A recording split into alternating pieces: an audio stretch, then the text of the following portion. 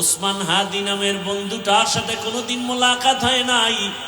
ও আল্লাহ, কিন্তু একটা পশু কেউ যদি আক্রমণ করে পশুর উপরে সহ্য করা যায় না, আর সেখানে একটা তাজা প্রাণ চলে যাবে। হায় আল্লাহ, এটা অন্তরকে মানানো যায় না। হায় আল্লাহ তাআলা, আপনার কুদরতের ফয়সালা। হায় আল্লাহ, আজকে শুনলাম তিনি দুনিয়াতে জিন্দা নাই। হায় আল্লাহ, তাকে শাহাদাতের মর্যাদা দান করেন। এরকম আমার কলিজার যত যুবক,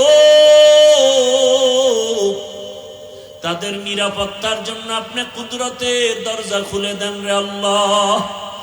আমার যুবকদেরকে দিনের খাদেম বানায় দেন।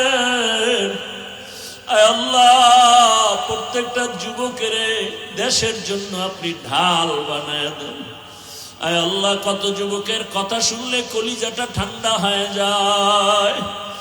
আমরা দিনের কাজ করি, দেশের কাজ করি, জনগণের পেছনে খেদমত করি এক লাইনে, আর আমার যুবক বাবারা কিছু আছে তারা ভিন্ন লাইনেই দেশের জন্য কাজ করে, জনগণের জন্য কাজ করে।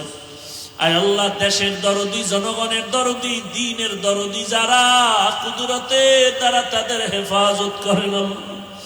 আপনি ছাড়া আমাদের আপন কেউ নাই, আপনি ছাড়া আমাদের নিরাপত্তা দেওয়ার কেউ নাই। হায় আল্লাহ, ফেরেশতার দ্বারা নিরাপত্তার ব্যবস্থা করে দেন। আর যেন কানে না শুনি, যুবক নাই, তাজা প্রাণ ঝরে পড়েছে। আমার এই পবিত্র বাংলাদেশ, এত মসজিদ মাদ্রাসা, আলেম ওলামা, এত জিকিরের আওয়াজ, আজানের আওয়াজ, এরপরও কেন এত বড় বড় জুলুম হবে বুঝতে পারি না রে মালিক। ও আল্লাহ, গুনার কারণে বেজার হইেন না, হেদায়াতের নূর দিয়া সিনাটা ভরপুর করে দেন, 5 ওয়াক্ত নামাজি বানায় দেন। আমার কলিজার যুবকদের দেশ ও দিনের খাদেম বানায় দেন। আয় আল্লাহ, দেশের জন্য, দিনের জন্য, জনগণের জন্য আমাদেরকে নিরলস আমানতের সাথে কাজ করার তৌফিক দান করেন।